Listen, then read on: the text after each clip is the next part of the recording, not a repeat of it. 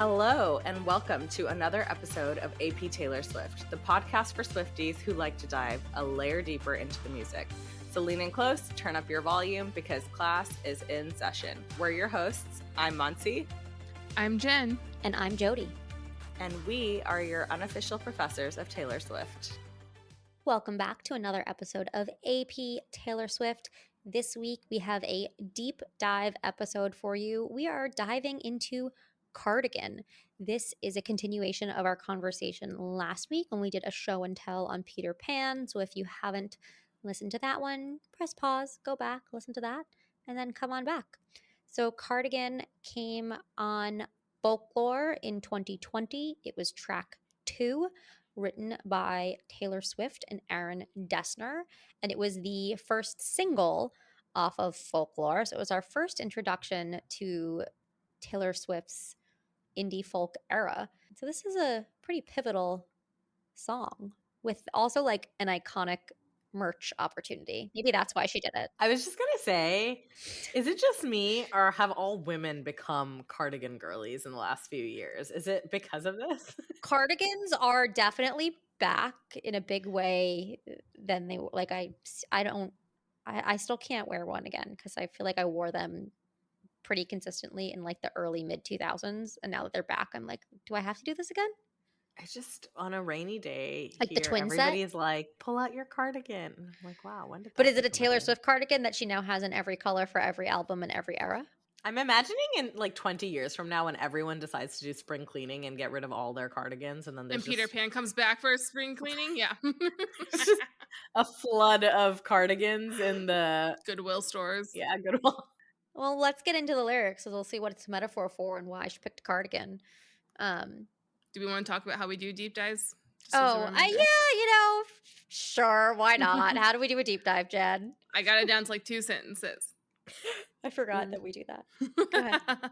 We will discuss the rhetorical triangle as we go through of who is the speaker, who are they speaking to, what's the purpose, which will be extra fascinating because the song comes in relationship with 2 other songs. And then at the end, we will go through and decide what we each think the purpose is. Not always the same, which is the joy of the soft sciences, the liberal arts. It's not 2 + 2, it's 4. It's what's the evidence and what do we think it means? Well, Jen, I am shocked that you were the one that brought up the trilogy, this song in relation to 2 other songs, because I would have thought for sure that you'd be the one that's like, I don't care what she intended. I'm just gonna go with the lyrics. I have no idea what this trilogy is. I'm sorry, Monsi, do you even go here? I'm the really Teenage Love Trilogy? She talks about this. Oh, yeah. Okay. That's like she brought it up at the Eras tour. Yes. Okay. Sorry. I definitely don't care what she intended. However, it's the equivalent to me of like, reading here's a collection of a poet wrote a collection of poems and put them in a book. I wonder, and it's an anthology, if we will. Not the anthology by Taylor Swift, but this is a collection of poems that were all put together. So would you like to explain for the uninitiated the trilogy? Monsi, let me teach you. Just kidding. I figured it out. I was like, are there other cardigans in other songs? This is my first thought. The Holy Trinity of cardigans is what Monsi's looking for. They were on sale, 3 for 1, so you bought 3, and it's in 3 songs. Like, what are the colors of the cardigan? Like, I don't know. Anyway.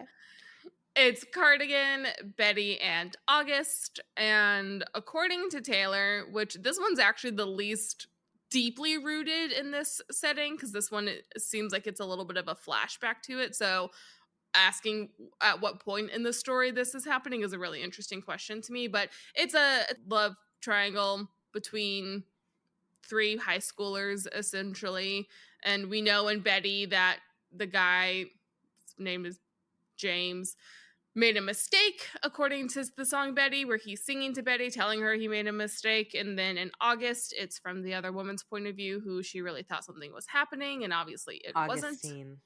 Augustine. See, sure. That to me, that is, who knows? Taylor named her Augustine, but that's not in the text, so I think it could be up for debate. But I mean, other than the fact that she said that that's her name. Yeah, but J.K. Rowling has said a bunch of stuff that we've all been like, absolutely not, we don't believe that to be canon.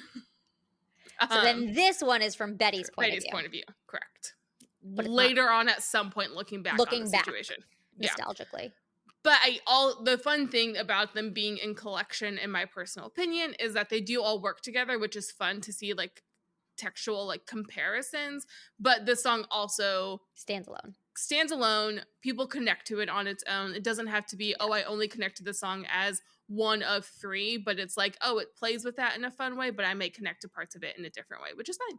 Yeah. So yeah, in the vein of J.K. Rowling's canon versions, I also reject the trilogy. I don't like it. I like the song by itself. There, I Well, said it. We will evaluate the song on its own, but then also if we may or may not come up with what it means in reference to the other two songs. With that, vintage tea, brand new phone. I could just start right there. Something old, something new. Oh, ooh, I never thought of it that way, but that's Yeah. exactly what it is. You're right. But it's an interesting connection to marriage, something old, something new. I love the dichotomy. I think it sets it up right away, that idea that we're talking about, we're reflecting on something that happened a while ago. Yeah, and I mean, we get like 2 lines later, when you are young, they assume you know nothing. But what I like about the entire first stanza, I'm already kind of generalizing here, is it does capture some of that youthfulness in a Yes. really poetic way. Because the next line is high heels on cobblestones. You only do that when you are young and foolish. I Yes. never actually did do it because Oh I my would God. die. However, it even makes me think of the eras here. There were so many Mhm. gorgeous women in these beautiful outfits with these high heels, and I was Mhm. like, mad respect to you, teenager. I am in my 30s and absolutely not able to do that anymore. Yeah, when you were young. I got turned away from a bar once because I was wearing high heels on cobblestones and I was not drunk. I was just stumbling because you can't wear high heels on cobblestones. And the dude thought I was too drunk and sent me home. How rude. Drunk under a streetlight? Were you drunk under a streetlight? No, I was Dancing in her Levi's. Yeah. literally just trying to stand and my feet hurt. Yeah, that's a hard no. But I think it does, like, all of that encapsulates, like, when you're young, they assume you know nothing, right? Yes. That you're an idiot for walking high heels on cobblestones. Yeah. Well, you know what? Some people are able to. Yeah, I really like that. This will be fun for me because I've never deeply thought about this song. So I decided to come in fresh for that reason. You're a Willow girl. We're aware. Okay. I am a Willow girl. Speaking of looking at this fresh, sequin smile, what the heck does that mean? I've never actually paid attention to these Sparkly, words. but you have a sparkling smile. But sequin? Best believe I'm still bejeweled. Yeah. I can think still make it's- the whole place shimmer. I think a sequin smile is like a beautiful, Oh. shining Okay. smile. Okay. With black lipstick. That is an emo goth girl. What are these words and why are they all together? I'm so confused. It's poetry, Monty. It's poetry. I have never thought about this, but looking at this beginning, that when you're young, they assume you know nothing, that all of these things feel kind of dumb. And I think it even in some ways captures like the idea of a fad of wearing a vintage tee, black lipstick, sensual politics to me is like talking about politics.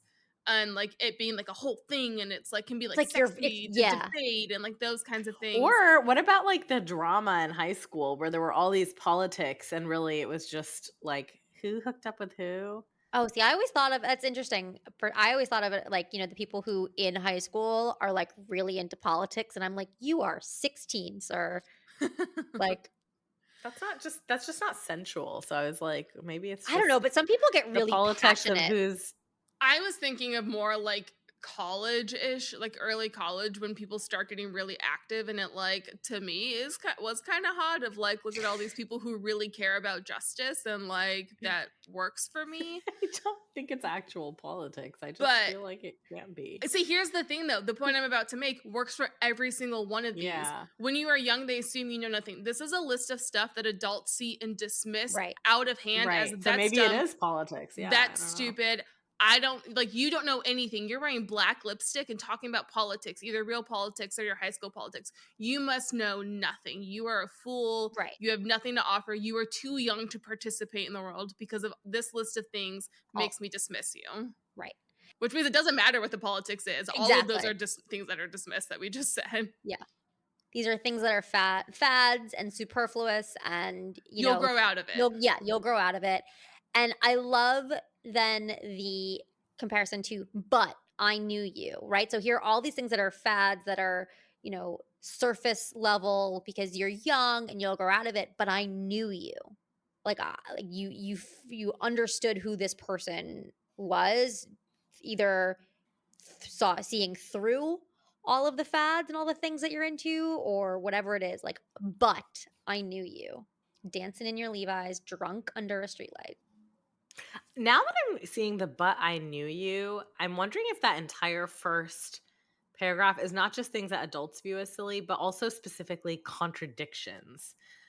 Because you have vintage tee, it's like an old t-shirt, you can't afford flashy clothes, but you do have this new phone to kind of show off. You have high heels on cobblestones, even though that's painful and you can't really, do it. Sequin smile could be like really clean teeth, like whiteners or whatever, but like black lipstick because you're still trying to look a little rebellious, like basic but rebellious. Could it just be like contradictions? Either contradictions or it's interesting that your interpretation of a vintage tee is like you can't afford it, whereas I think of a vintage tee as like something that you're purposely spending a lot of money on something that is old. And so Oh. I think it's, to me, I see this first stanza as very like obsession with looks and with Sure. appearances. I think it's maybe getting to the same end. But I knew you. But yeah, I was right. It's getting to the same thing of like appearances. I was thinking of the Mean Girls vintage where she's just like vintage. The vintage skirt. Yeah, the first section is very visual. It's Yes. this is what you're wearing, this is what's on you, and then the second stanza of Like, I knew you, and here's a yeah. list of things you did: dancing under the streetlight, hand under my sweater, You kissed it you better. put me on and said I was your favorite. Like these are all actions, and then it's about how you feel. Yeah. And when I felt like I was an old cardigan under someone's bed, you put me on and said I was your favorite. And that's what matters, right? Like that's the thing, that's the heart of this song, that here's what people see, here's what you do, and here's how I feel because of what you do and who you are.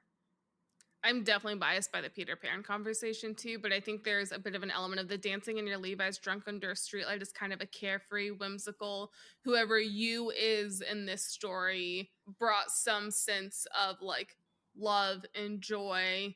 Hand under my sweatshirt, baby, kiss it better. You put me on, said I was your favorite. It's a very youthful love that is being captured here. Yeah, nostalgic's a good word for that too. Yeah, definitely a lot of nostalgia, there's like some element of whimsy and like this like fun drunken haze. Yeah, dancing on the side of a street. It's kind of got that fearless, like, kiss me, in the rain in my best dress.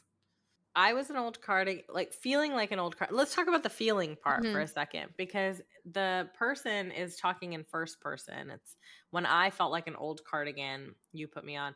But let's think about the you's perspective for 1 second. That feeling of finding an old cardigan under your bed and putting it on and being like, this is my favorite. That's a big feeling. It is interesting, though. I've always thought this is interesting about the song. It's not when I felt like I was an old cardigan under your bed. It's when I felt like an old cardigan under someone. There's like a lost sense to it. It's just discarded. It's someone's bed. Discarded, yeah. Yeah.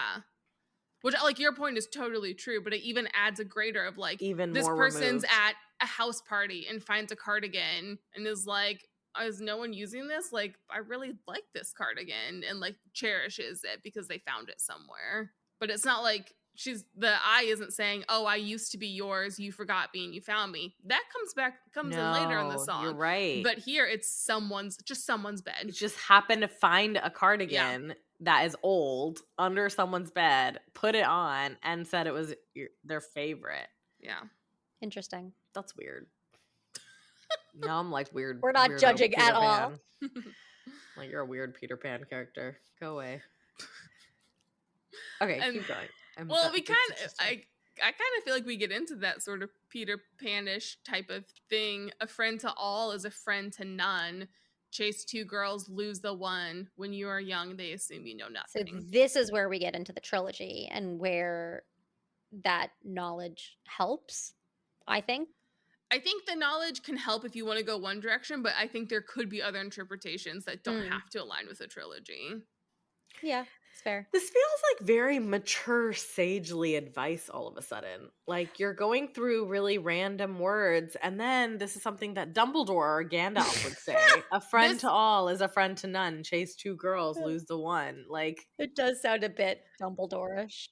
This is definitely, I feel like this song very clearly establishes it is an adult looking back on the past. So they're looking at immaturity and youth. When you're young, they assume you know nothing, but this person is actually older and has learned some lessons. Yeah, she's like looking back saying like, they thought I knew nothing, but I knew something. I knew you.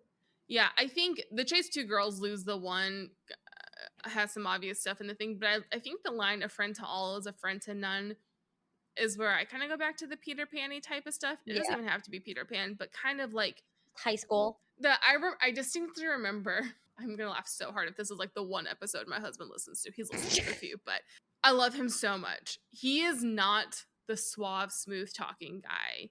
And that's what I liked. All the crushes I really had up before him were kind of like the smooth talking guys. And then you kind of got into it more. And I was like, I don't know if there's substance here. I don't know if I like, there's not. you know. And then I met my wonderful, wonderful husband who's not a smooth talker. And so when he finally told me he loved me, I believed him because he wasn't going to say a single thing he didn't mean. So this idea of a friend to all is a friend to none is like, if you were never willing, if you were like morphing yourself to be what everyone needs you to be, if you were determined to make everyone like you, you're not actually developing real relationships with anyone, which I really like that line. And I don't totally know how it fits in this song at this point in the narrative. I just want to say that my husband too is a dork and it's also socially awkward. Dude, so maybe there's something there. Single ladies out there, go for the nerds. They're the best. Noted. 10 out of 10. I've learned so much about mushrooms. There's a mushroom documentary I've seen twice in my life. It's a grand time. We made a spreadsheet recently about our move that we're like, what do we want to do? He had like pivot tables to help me know what's the best decision. I'm just going to go with my gut, but it makes him feel better, so it's fine. I will say my husband doesn't do pivot tables, but same. I do my own pivot tables. Yeah. Anyway. Yeah. Like, That's not my skill. That is my own pivot table. Not my skill A set. friend to all is a friend to none. It does sound like a Dumbledore parable that, you know, Trelawney. Yeah. And also you're dying tomorrow, Professor Trelawney. Chase two girls, lose the one. I think it goes directly to chase two girls, lose the one, right? That it's you can't go after everybody. You can't be this, you can't be something meaningful to everybody. You've got to pick. You have to pick. You have to be more meaningful to somebody. Right. Unless you're polyamorous, in which case that's a different song and a different consent, adult consent all the time. Right. But then the next stanza goes into, again, but I knew you. So we're doing this again, which is interesting because it's a friend to all is a friend to none, chase two girls, lose the one. But I knew you, playing hide and seek. Which is very true. Now we're going back. Like we started, you know, you have a phone, your high heels on cobblestones, and, you know, we're drunk under a streetlight, and then you're playing hide and seek and giving me your weekend. So hide and seek is an interesting choice because it's very childlike, but probably used to say more about like playing hard to get. Yeah, the cat. She has that line in another song. Like she does the cat and mouse for a month or two or three. Yeah. Paper rings. Anyway, giving me your weekends. I knew you. Heartbeat on the Highline. Yeah, that's the Highline, right? Like we're talking New York. The Highline. It is capitalized. It's in New York. There are cobblestones down in Meatpacking District. I'm part of the Highline. Is Meatpacking District? Yes, I think so. That is also a very interesting direct reference to make because there is nothing else in this song, to me at least, that would place this in New York City under the Highline. Yeah. No. Is there a different definition of the Highline? It is capitalized. Yeah, it is capitalized. I think it is the Highline. Has to be the Highline. But I kind of want to go. I truly don't know the answer, so I'm bringing this up because I want us to explore it a little bit. The two stanzas together of a friend is all to a friend to none, but I knew you playing hide and seek.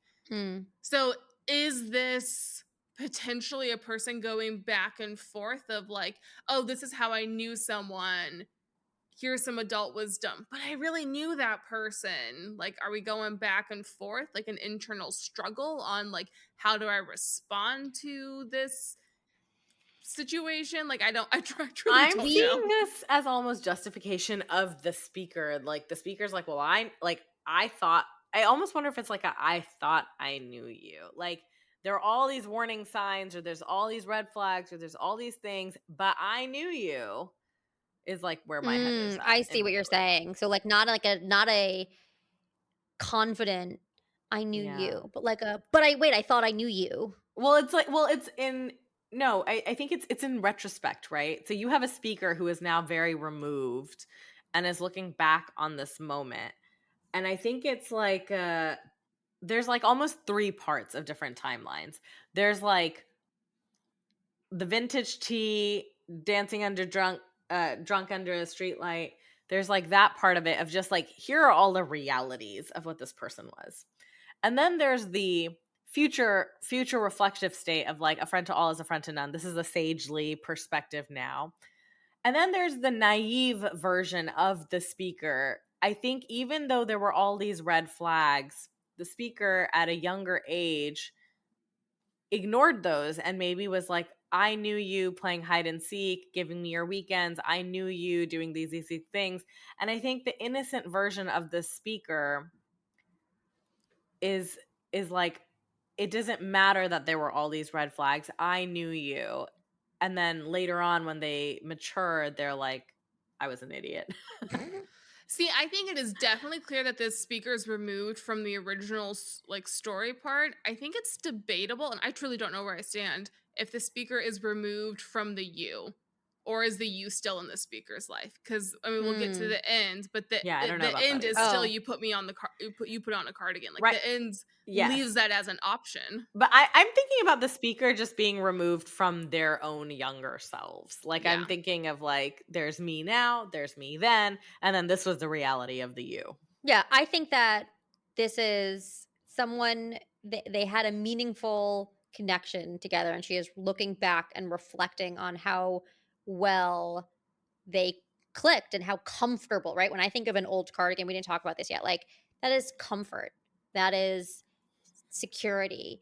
That is acceptance. That Yeah. is, right? Like a cardigan, there's that whole thing where what article of clothing would you use to describe your partner?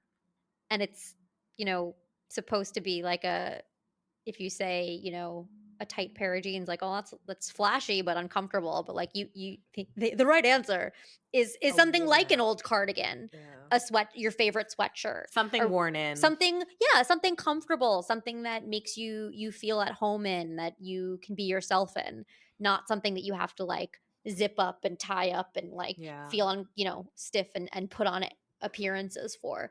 And that's an old cardigan. But what's interesting is, so when I felt like I was an old cardigan, she's saying that that's as a negative. And he's the you is saying it's positive. This is my favorite. So she is saying that like I felt discarded When I felt down and ugly and down. You said, no, this is what makes me comfortable. This is where I feel home. This is my favorite. And that is that, you gave me your weekends, your heartbeat.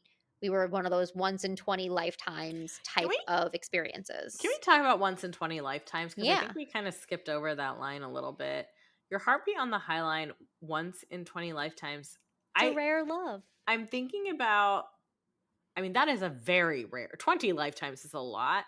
I'm also thinking about if this could be a little bit less abstract, and sometimes you feel like you've lived a lot of different lifetimes in a shorter period of time. Maybe you're like a very different person now than you were earlier. And so we talked about hide and seek is going really, really far back. We're talking about give me your weekends. I'm just like, what do you think it means by your heartbeat on the Highline once in 20 lifetimes? I think it's that rare once in a blue moon love, but I also like what you're saying about like, you can feel like you've lived many lifetimes, right? Especially if this is a song where she's looking back on Right. I'm I'm wondering if it means I knew your heartbeat on the Highline once in 20 lifetimes. Like one time, long time ago, I knew your heartbeat. Interesting. I always saw it as like, I knew you. I don't know. We're going a little too into it, but yeah. Yeah, I think both work. Yeah. It is. It's just, I really like that line. I had highlighted it. Yeah, I like that line a lot too. I also thought of it as like, but it also makes me think of the lover, like, have I known you 20 seconds or 20 years? Yeah. The idea of time is different when you're in love. Yes. It's like the idea of like when you're holy hanging out ground. Yeah. And even just like when you're hanging, not, it doesn't have to be romantic, but like think about, you know, that the time that we record together always flies by. Aww. So sweet. But then like the time you're doing a task at work you hate and you're like, good God, it has been 5 minutes. How is this still the thing that's happening? Like time moves forward, but our experience of it fluctuates and love changes that. Okay, to kiss in cars and downtown bars was all we needed. You drew stars around my scars, but now I'm bleeding. Bridge. I don't know. Is this the bridge? Because it keeps going. This is a long the pre-bridge. Pre-bridge. The road to the bridge. This is like a 2-mile long bridge. Oh yeah, really. I thought, but I knew you'd linger like a tattoo kiss was the start of the bridge. That's what I thought too. This is like a hook, maybe. I don't know. Oh. We need a musicologist. Okay. To kiss in cars and downtown bars was all we needed. That is very youthful. Mm-hmm. Like, why was that all you needed? Because that's all that mattered. You just needed each other. All you need is love. Yeah. Anyway, yeah, that is so high school. Yeah. Different song. But this is so high school. Jody, are you able to talk in non-lyrics? No, I'm not. I'm really not. That was accidental. But yeah, I think it's the idea of like, especially early in that in relationships, when you're like, that I can't eat, I can't sleep, that kind of love. Like, all I need is this person. I just like, that's what gives me life. I guess I've been married so long. I get you're like, I need things other than kissing in cars. Well, I will tell you, that's the fun part.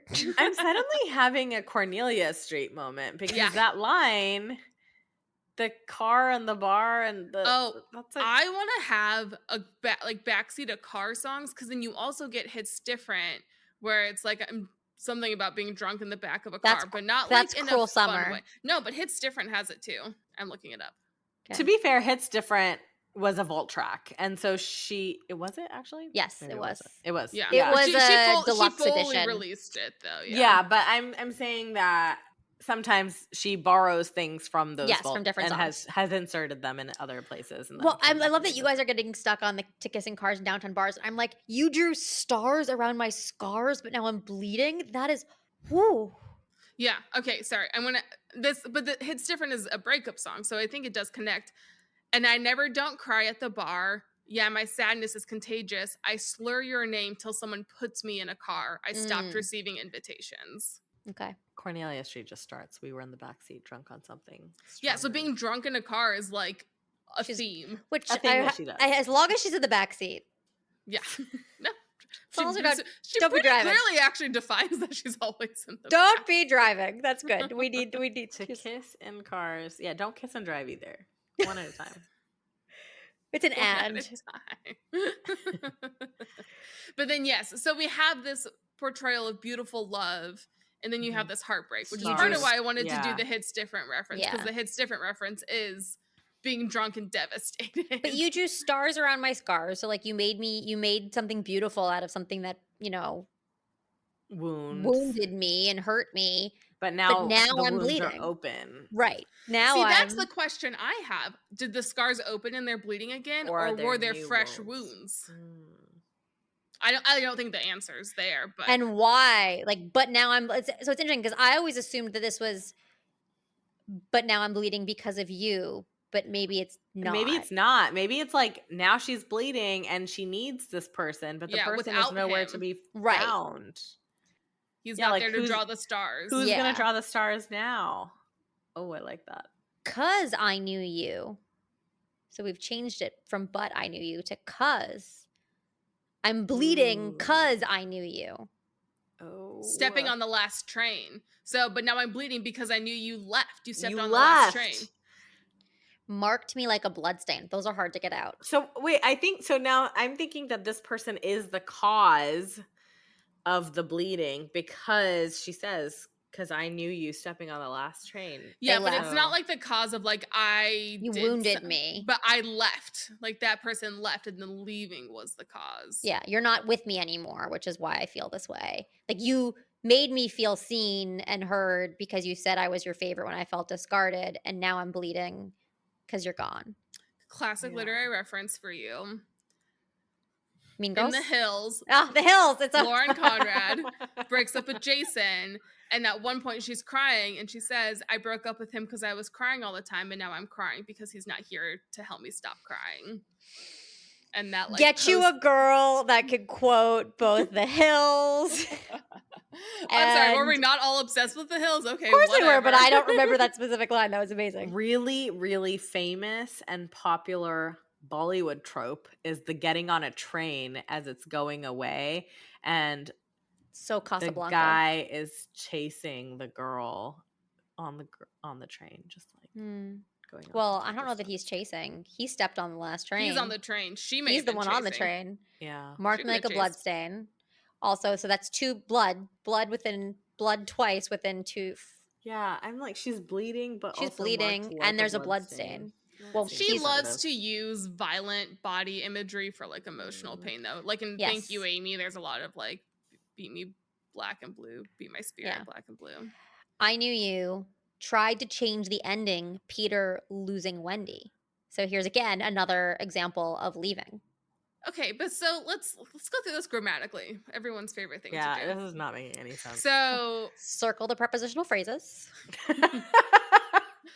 But we go like, to kiss in cars and downtown bars was all we needed. Mm-hmm. I think that there's not a period, but you don't have periods, but that kind of like grammatically ends. Then we have, I'm just going to read this like a sentence. You drew stars around my scars, but now I'm bleeding because I knew you stepping on the last train marked me like a blood stain. Kind of an end. I knew you tried to change the ending, Peter losing Wendy. It's like rap. You know when you rap and you just say a random thing that goes with the previous line? It's very Virginia Woolf, E.E. Cummings. Like, it's just... But what I think is interesting, because it's, I knew you stepping on the last train, but then I knew you tried to change the ending of Peter losing Wendy, but this is coming right after the person got on the train and left. So you left on the train, but you also wanted to change the ending of Peter losing Wendy. I always saw the I knew you as a phrase in between. I knew you. Stepping on the last train marked me like a blood stain. I knew you. Tried to change the ending. Yes, I agree. And I think it could be like tried to change the ending, Peter losing Wendy. She may have tried to change the ending. First person may have tried to change the ending, tried to prevent that person leaving. I don't think so, because I think leaving like a father, running like water. I think, again, like these are all things that this other person did. They stepped on the train. Yeah, they're all leaving, but then Peter losing Wendy is the opposite of the two sandwiching it. But, so let's think about this. We just did this. Wendy made the choice to leave. Mm-hmm. If you're trying to change the ending, it's Peter making the choice. To not stay. So instead of Peter losing Wendy, it's Peter leaving Wendy. Leaving Wendy. Okay, yes. I love this interpretation. I love it. Oh my god, I love it. Right? So if you're trying to change the ending from Peter losing Wendy, you're saying that Peter's leaving I'm going to leave Wendy. first. I'm going to leave you before you can leave me. Yeah, exactly. Oof. Leaving like a father, running like water, right? Like just something that's just gone. Okay, so for the listeners, in case you did not follow He's along. gone. He left. So all they needed for a while was to be each other. But also, let's look at this. The ways that he left: on a train, right? Flying, Peter flies, running like water. So we got in every way possible. He left. Literal, No, gone. but I think the Peter losing Wendy, changing the ending is actually very key, because there is this implication that he may have left out of fear that she would end up leaving him eventually. Yeah. But he left first. Yeah. Got out of there. Bolted. The bolter. Well, you don't want to be the one that gets hurt. You want to be the one that leaves first so you don't get hurt. Right. Yeah, this is, I love that change too, because then so they were really happy, and now this person's really sad because the person left. narratively, that's the summary of where we're at. But the way this person left is not brave. It was not, I'm doing this for the best. It's not like, Cowardly. yes, it's very cowardly. Yeah, running like water is a heck of a line. Stepping on the last train, so you can't even follow me because I'm gonna get Right. on the last train. Yeah, truly out of here. And yet, even though this dude is 100% gone, I knew you'd linger like a tattoo kiss. I love when she uses tattoos as metaphors, because one of my other favorite lines is left your mark on me like a golden tattoo. And then here, like, that's lingering. Like, a tattoo is something that doesn't go away. Doesn't go away. It doesn't Permanent. fit. Yeah. Yeah, linger is like the understatement of the year with tattoo. It is. This tattoo is just lingering. Just lingering. Oh, It's not gosh. going anywhere. Haunt all of my what ifs. Another Ooh, haunted. if that is not an adult line, like, I've Yes. never heard such a good adult line of Yeah. haunting all my what ifs, like hitting that age of like, well, Yeah. I've chosen this path, but like, wait a second, I'm now realizing I left other Yeah. paths. Like, you don't really realize in the moment that you're leaving those when you're young. When you zone out and have a dream of just another life, is just like the person's there. Yeah. Mhm. It's just these moments of like, you're still Yeah. there. Ugh. The smell of smoke would hang around this long, something that you literally can smell and feel. It's the vapes from Neverland. There we go. Peter's still vaping Again, listen to last week's episode. because I knew everything when I was young. Okay, so this is a change on a line that has repeated over and over again in the Yes. song so far. And When you are young, they assume you know nothing. I also want to point out, too, that the beginning is also different. Instead of, but I knew you, it becomes, but I knew you'd linger like a tattoo kiss. So those two things change. Okay, and this is where, so when earlier when I was talking in my very confusing, like, there are three things here that we're looking at. Here, even the word you, and this happens all the time in these songs, the word you can mean different things. There's definitely a second person character that we're talking about, the guy that did the leaving. We'll assume it's a guy for purposes of this. We'll call him narrative. Peter, if you We'll will. call him Peter. Peter has left. I love that we gave him a name. I think it's James. Well, it's fine. But when we're taking the song in Peter, Taking the song, isolation, yeah, in this Peter works. Peter, Whatever. Peter. Boy A has left. Boy, bye. This is how Monzi's gonna help her future daughter talk through relationship problems. I'm Yeah, sorry. we'll boy call A, him- boy B. Don't We'll want to call him an orange. I don't know. Okay, yeah. So pull out my fruits over here. In Exhibit A, we have person leaving. That's the person that left Peter leaving Wendy instead of Wendy leaving Peter. But when she says throughout the song, when you are young, they assume you know nothing. The you in that line, there's two of them.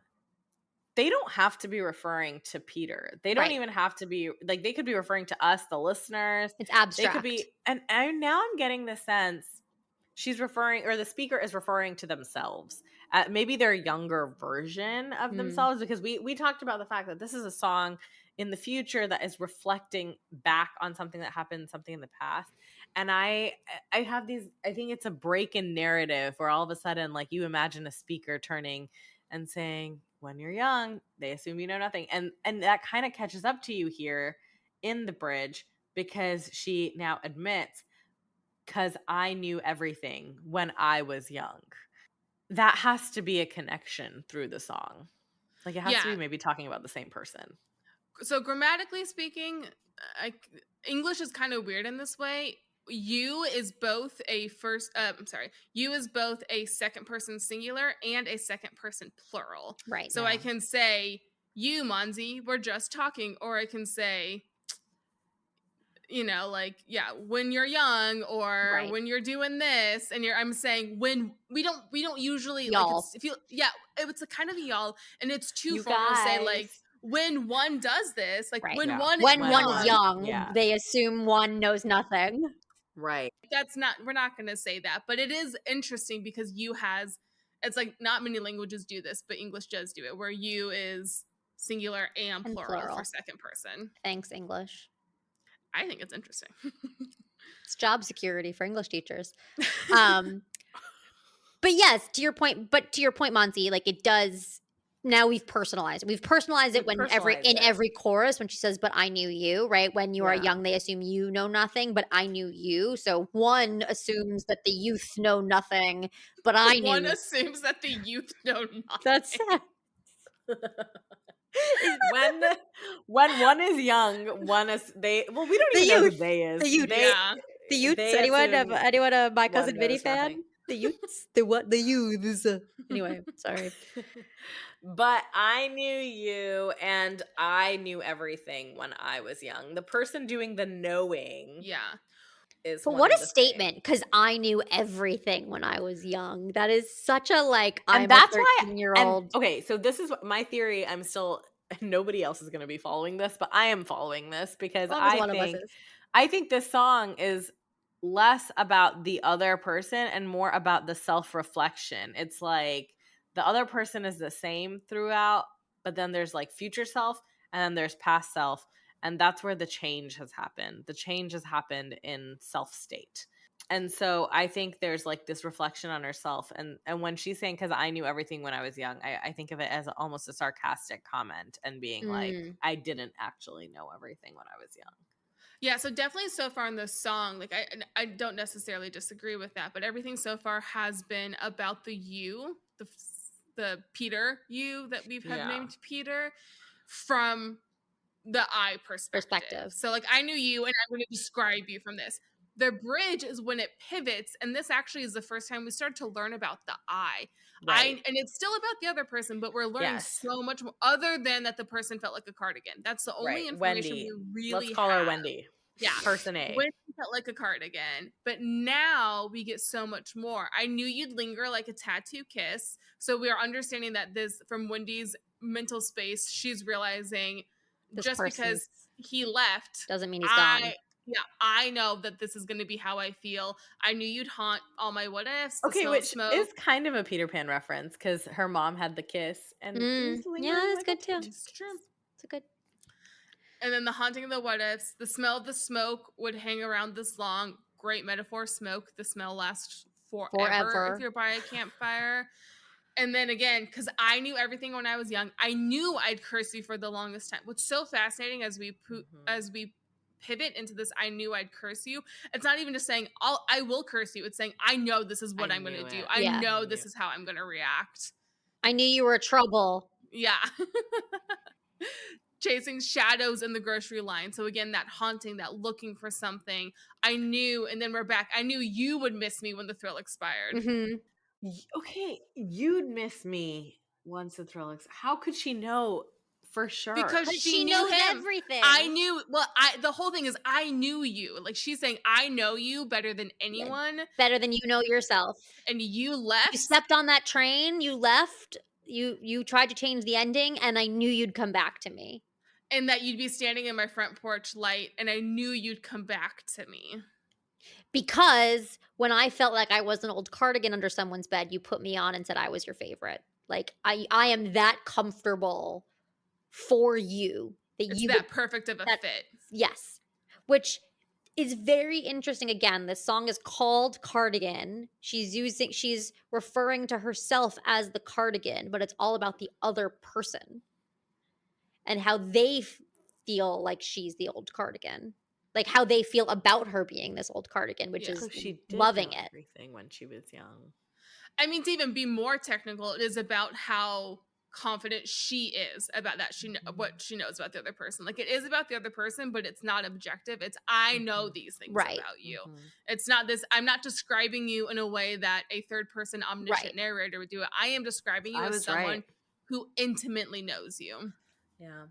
And I was right, yeah. So now we fast forward many, many years into the future. This person has come back, and this person is like, I knew this is where we Well, we don't know when they came back, because according to the trilogy, they came back when they were still 17. It makes me feel like this person came back right now. Like in the... Right. It's like, I knew it's like she's saying this to him as he's on her doorstep. Yeah, yeah. Okay. I knew you'd miss me once the thrill expired, and I knew you'd be standing in my front porch. Like you would be standing, like you were here. It's not like you once stood on my you came back and you stood on my front porch. Like you'd be standing there. Yeah. You're still there. Yeah. Present It is a participle. tense change. It's not, I knew you did this. I knew you would do this. You would. Yeah, you would be I standing. predicted this. She's Professor Trelawney. She predicted the whole damn Cassandra. thing. Yeah. So did we do it? And do we want to go through our purposes? You put me on and I said I was your favorite. I can go first. Do you want me to go first? Please. The song is really interesting. I feel like this song to me is, you're right. It is very much about the protagonist, the narrator, the speaker, however we want to say it. But I think there's an internal struggle that I'm reading, that this narrator is very confident, knew they would come back, knew this person, they were definitely right. And I kind of agree with you, Monzi. I do feel like this is in the moment where it's almost like that climactic scene where someone is like giving the speech to someone, or it's all internal in their head. I don't know. It doesn't really matter. But to me, this whole song is the twist is at the end that this person's on the front porch, and this whole song has happened because of Wendy, if we're going to go with that name, needs to decide what to do about the person standing on the porch. Of, we only, remember that time when you were dancing drunk in your Levi's, but you also ran like water, but also I knew you would haunt all of my what ifs, but also you tried to change the ending and you left first. Like it's kind of that tug and that internal pull. And I think it could go either way. There's a lot of arguments. I do think ending with the cardigan again is somewhat romantic and somewhat looking to let's try again. Let's put on the cardigan one more time. But I think just generally to me, the bridge is what really captures me. Not necessarily in the romantic sense, but that moment of adulthood where you're kind of acknowledging the what ifs. And I have made decisions from this so many times where I'm I don't know if the decision I'm about to make is going to be the best decision, but in 20 years when I look back, this will be the decision that with the information I have is the one I'll regret the least. And great, I'm going to take this job then, or I'm going to do this then, of the fear we have as humans to want to avoid what ifs, but the inevitability of what ifs, because every decision we make creates a what if path. In this song, if Wendy takes back Peter, will she ever wonder, what if I hadn't? What was the life I could have built without this person? There's always a what if. And I think that the nostalgia and some of the kind of almost tenderness in this song, I think all leads up to that of I have to make a decision, and whatever decision I make, I will be leaving other decisions behind. And I think that's the thread and the tension and the push and pull of this song that makes it so compelling and an ongoing popular song, because it doesn't have to be romantic, but that's a feeling we all have. That's the universalness of it.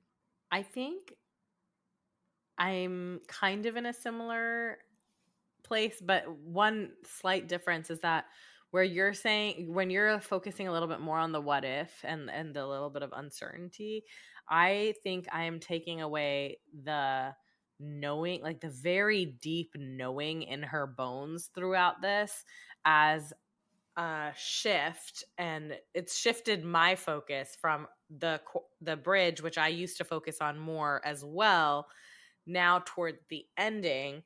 And I think that change of just knowing, because I knew everything when I was young. I knew I'd curse you for the longest time. I knew you'd miss me once the thrill expired, and I knew you'd come back. The fact that we end there, that knowing to me is deeply romantic. It's this sense of I knew this in my bones. I knew it before I knew it. And I've known it all along, but I didn't know that. There's this play that you can do with it, but it's this deep, deep knowing.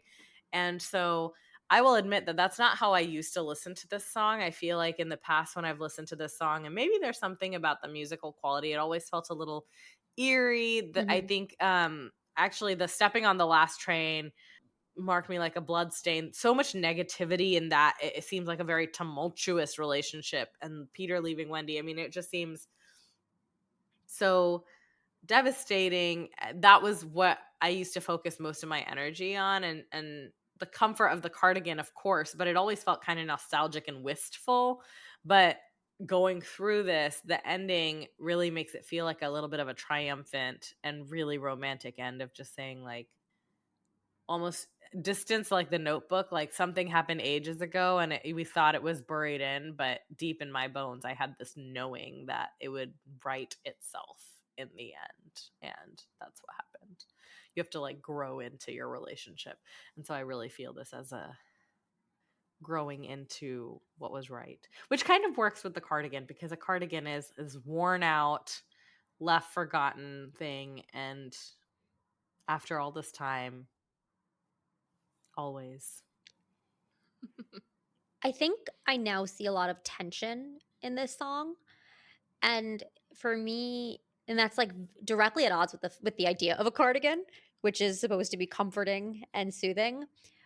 But I see the tension between, you know, and it starts right at the beginning, vintage tea, brand new phone. We talked about the dichotomy between the old and the new.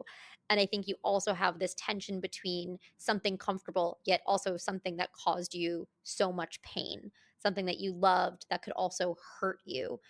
And I think that maybe the point of the song is just to live in that gray area, that it can be both, that it can be something that was, you know, deeply in your bones and you believe in, that also caused you pain, but also is what made you feel loved and seen and heard. And to your point, Jen, about like the what ifs, and I don't know if I'm choosing the right one, but that both of these feelings can exist at the same time, because the song does feel wistful and nostalgic, but also sad and lonely, right? You stepped on the last train, marked me like a blood stain. You leaving like a father, running like water, chasing shadows in the grocery line. It's very haunting and very sad. And even though I knew you'd come back to me, I can't decide if that's oh, thank God you came back to me, or I knew you'd come back to me. I knew you'd be here. I knew you couldn't not be here. I don't know.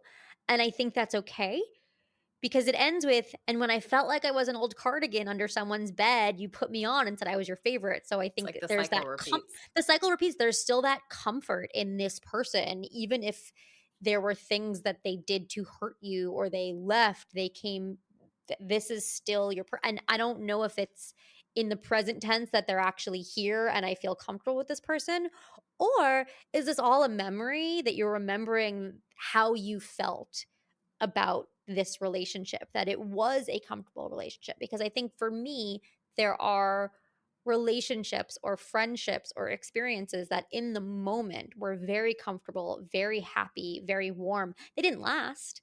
They're not still here, but that doesn't mean they didn't have a purpose or bring joy and comfort in the moment. And that is still meaningful. I don't know where this ends or where we are in the song, but that, I think I now see like all of this tension in this song where I once didn't see tension.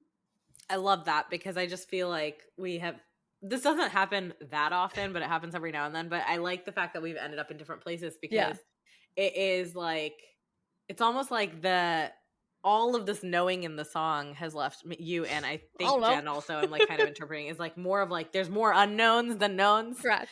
Whereas I have like come the opposite, where I'm like, I thought that initially, and now I'm like, I feel like she was actually correct and knows something very deeply, and there's a lot more certainty and resignedness, if that's a word, like more resigned, knowing like I knew this would happen. And it's kind of comforting in that way, is that I've talked about the story in the past where I like met, I don't know, I think I've talked about it with Enchanted, but I met my best friend in ninth grade, and I'm like, I just like looked at her and I just knew we would be best friends.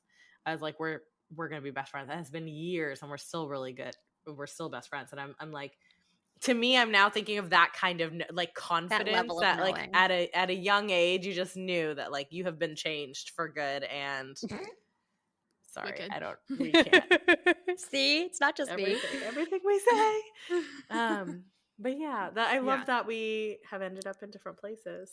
Well, if I'm taking it in the context of the rest of the folklore album, I think I actually end up a lot closer to you, Jody. And I also think I see the guy in a much different light. Long before the Eras tour, I actually always associated illicit affairs and August. It felt like they really went hand in hand. And I think there's a question, if we decide this is a collection of work that we should, do Look some at together. intertextual readings on, that the idea that there's a guy that can teach you languages you can't speak with anyone else, can show you colors you can't see with anyone else. That, like, I get it. I love illicit affairs. I think it's like a really beautiful song.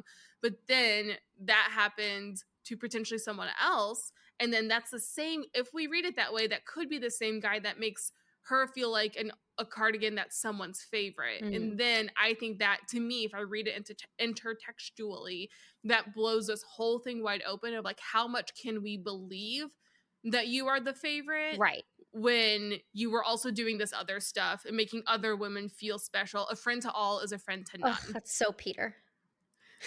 But it just, and I like both readings work. It's just, is this an isolated work, right, or am I reading it in the context of the other works it's been published in? And it's both work, but it would drastically change for me if we were going to start bringing in like the other So what pieces. You're saying is we need a 7-hour episode in which we look at all of folklore together holistically, intertextually. Offsite to the lakes. We'll just record the entire weekend of us talking. That's our future Patreon subscriber exclusive someday if we start a Patreon. We'll do album by album deep dives. I love it. Well, if you're interested in a Patreon subscription, you can start by subscribing to our Substack and pledge. That will give us our Substack is currently free, but you can pledge so that if we ever do make it paid, you'd pay, and that'll be a good, benchmark way for us to see if people are interested. Signal. Yeah, a good signal for us to see if a paid subscription is something our listeners, our readers would be interested in. Well, I'll let you chew on that. Well, with that, that's all we have for you today on this episode of AP Taylor Swift. Tune in next week as we deep dive and overanalyze another Taylor Swift song. That is all we have for you today on AP Taylor Swift. Be sure to rate and review us on your favorite podcast app. Follow us at AP Taylor Swift on all social channels to stay up to date. And join us next time as we overanalyze the next Taylor Swift song on AP Taylor Swift.